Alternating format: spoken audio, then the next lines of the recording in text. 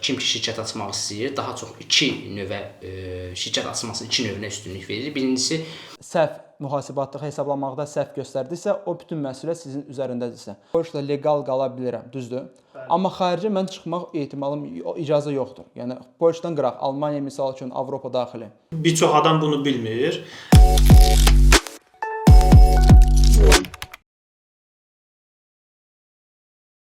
Salam dostlar, Polşada leqallaşdırma və mühasibatlıq üzrə işlər sizi maraqlandırırsa, Bridge Star şirkətinə müraciət edə bilərsiniz. Hal-hazırda Bridge Star şirkətinin ofisindəyik. Uğur bəylə və Elçin bəylə biz intervyu aparırıq və sizə ətraflı məlumatları indi video şəklində təqdim edəcəyik.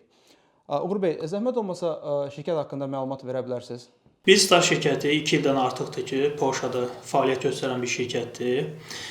Şirkətimiz leqallaşdırma və mühasibatlıq işləri ilə məşğul olur. Leqallaşdırma hər kəsin bildiyi şəkildə burada ən çox xaricilərin ehtiyac olduğu sahə daha çox leqallaşdırma ilə bağlı olur. Ona görə də ki, kartın müraciət olunmasıdır, karta pobyutenin, yəni buradakı temporary resident kartdan söhbət gedir və mühasibatlıq işi ilə biz məşğuluq. Burada sadə və tam mühasibatlıq işi ilə məşğuluq.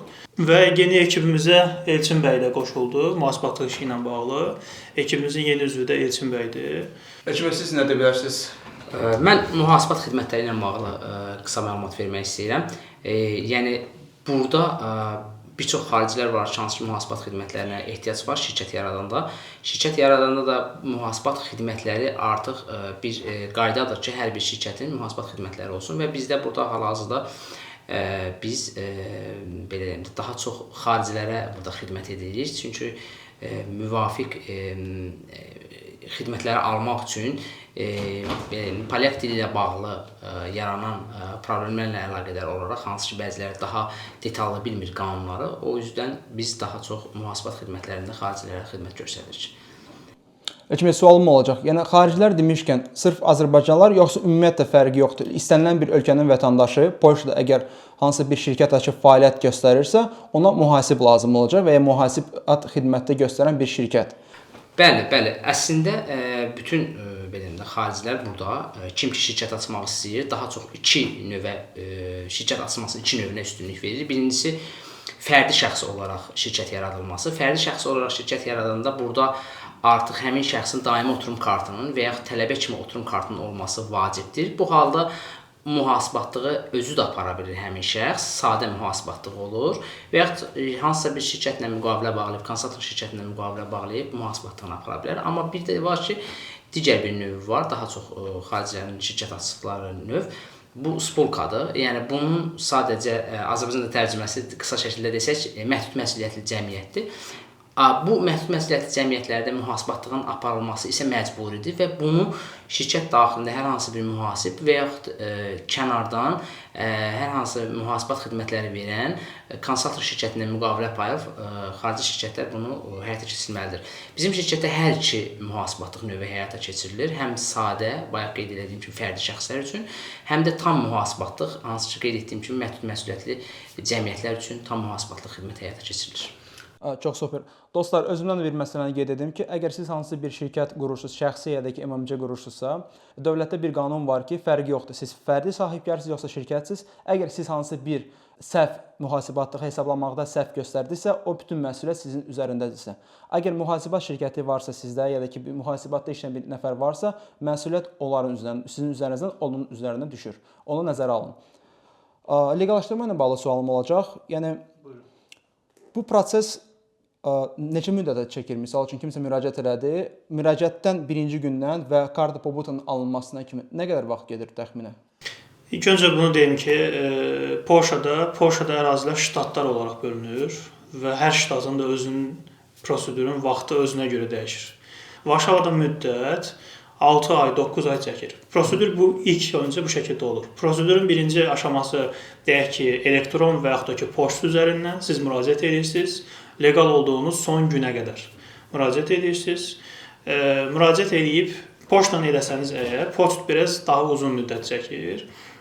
Elektron şəkildə sistem üzərindən müraciət olanda biraz daha qısa vaxt çəkir. Sadəcə orada termin götürmək məsələdir ki, termin götürməyiniz lazımdır ilk öncə. Termin götürüb barmaq izi üçün, barmaq izi və möhür vurulur ki, pasportunuza ki, artıq siz burada legalsınız, sistemə düşmüsünüz və sənədləri həmin gündə təqdim edirsiniz. Bu müddətdə terminin alınması yenə də sistemdən asılı olaraq dəyişir. 1 ay ola bilər, 1 aydan artıq ola bilər, az ola bilər. Ümumi prosedura baxanda Varşava uzun müddət çəkir. Bayaqlar qeyd etdiyim kimi 6 ay, 9 ay ümumilikdə proseduru götürdüyümüzdə 6-9 ay çəkə bilər. Dostlar, termin yəni görüşdür, appointment deyilir və sizin təcrübənizdən ən belə maksimal srok, maksimal müddət nə qədər olub? Yəni 9 ay olub, yoxsa 1 ilə kimi çəkir? Maksimal belə deyək, 2 illik olan olubdur. Yəni 2 il. Hətta belə deyək ki, bəlkə də onlarla, yəni case var ki, yəni müraciətlər var ki, bəli, çox təəssüf ki, bəzən 2 il çəkə bilər. Bir dənə sualım olacaq. Misal üçün mənim burada legal qaldığım müddəti gələn ayın axırı bitir. Yəni hal-hazırda mart ayıdır, aprel ayının axırı bitir və mən aprelin 15-i təxmini müraciət edirəm və pasportuma ştamp vurulur. O ştamp vura-vura mən Polşada legal qala bilirəm, düzdür? Amma xaricə mən çıxmaq ehtimalım, icazə yoxdur. Yəni Polşadan qıraq, Almaniya misal üçün, Avropa daxili. İlk öncə belə deyim, bunu əslində çox gözəl bir sualdır. Bir çox adam bunu bilmir. Ştamp olduğu zaman fikirləşirlər ki, Şengen ölkələrinə çıxış ola bilər. Xeyr. Ştamp sizə bunu icazə verir ki, Polşada yaşamaq, yəni qalmaq və işləmə hüququ verir sizə ki, siz yəni burada yaşama hüququnuz var. Təbii ki, iş icazəniz də varsa da ki, və iş müqaviləniz də varsa da işləyirsiniz. Ta ki, kartınız çıxana qədər, desiziyanız çıxana qədər. Çünki kart neqativ də ola bilər. Yəni bu zamanda ikinci prosedur başlayır. Məhkəməyə verirsiniz, yəni apply edirsiniz, etiraz bildirirsiniz ki, səbəblərə baxıb etiraz bildirirsiniz.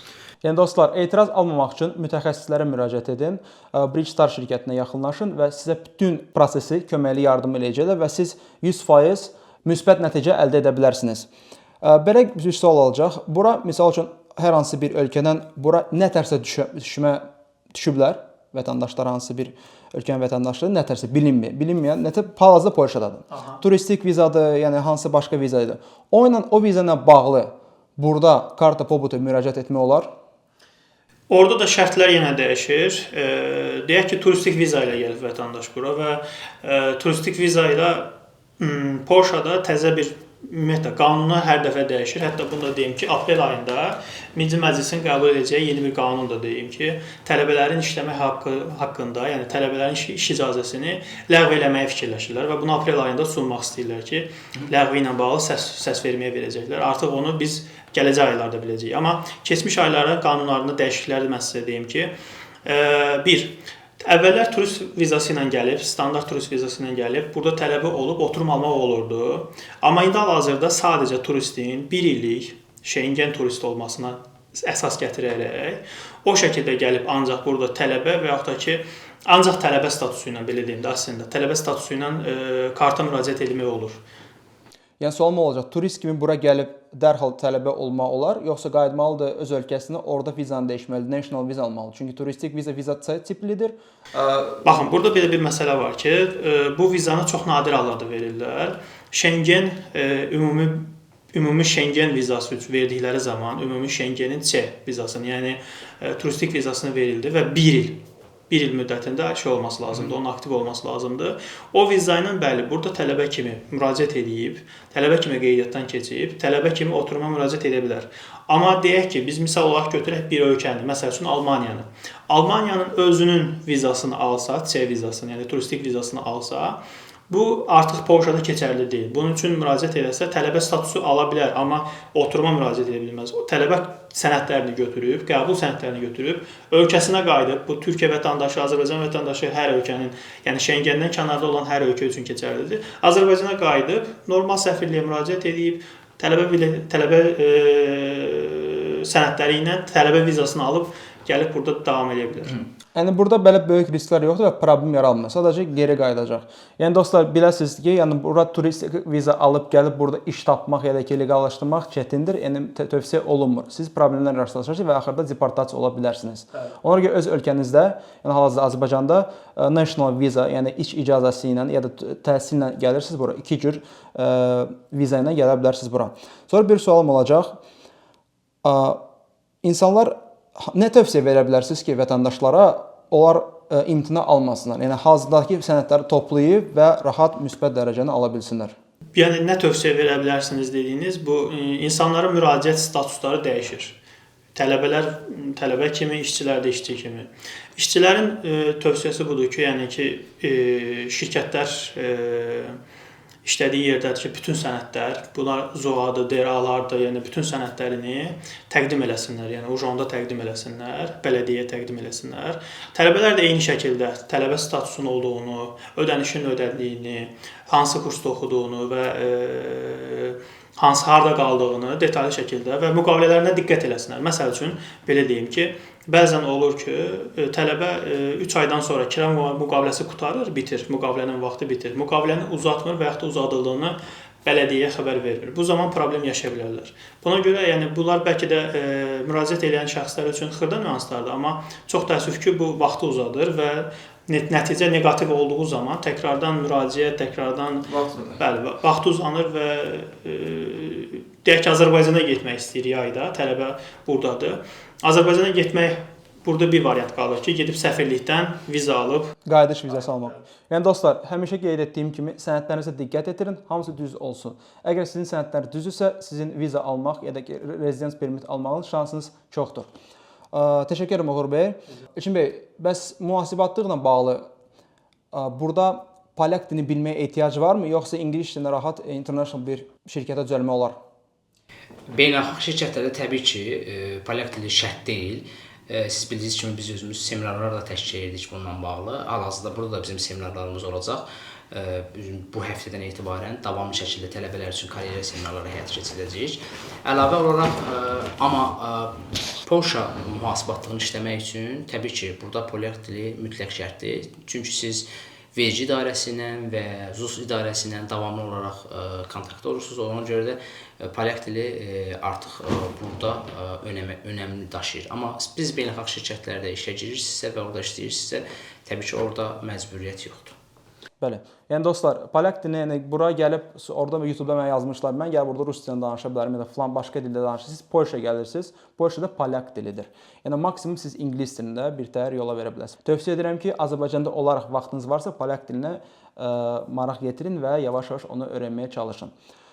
Sizə bir dənə sualım olacaq Uğur bəy. Sualı yaddan çıxdı. Bizim şirkətin başqa bir avantajı nədir ümumilikdə? Yəni Azərbaycan dilindən əlavə olaraq, yəni bizim şirkətdə həm polyak dilində, həm rus dilində, həm ingilis dilində fəaliyyət göstərməsidir. Həm də ki, sadəcə bu dillər deyil, həm də ki, Orta Asiyanın digər dillərində, məsəl üçün Asiya ölkələrində, ərəbcəsində belə, yəni bizdə fəaliyyət göstərməsi var. Təşəkkür edirəm, çox sağ olun videoya görə. Dostlar, yəni videonun altında link var, Google Forms linki. Siz orada daxil olub öz məlumatlarınızı qeyd edin, ad, soyad, mail adresinizi və mobil nömrənizi və orada xüsusi qeyd var ki, nəyin üzrə müraciət edirsiniz. Leqallaşdırma ilə bağlı, iş axtarışı ilə bağlı, mühasibat kursları ilə bağlı, təlimlərlə bağlı ya da ki, sadəcə danışmaq, prosta tanış olmaq üçün. Ofis Varşava mərkəzində yerləşir, yaxınlaşıb mütəxəssislərlə siz görüşüb və öz məsələnizi həll edə bilərsiniz. Mən sizə təşəkkür edirəm. Xoş oldu. Görüşmə ümidi ilə sağ olun. Sağ olun.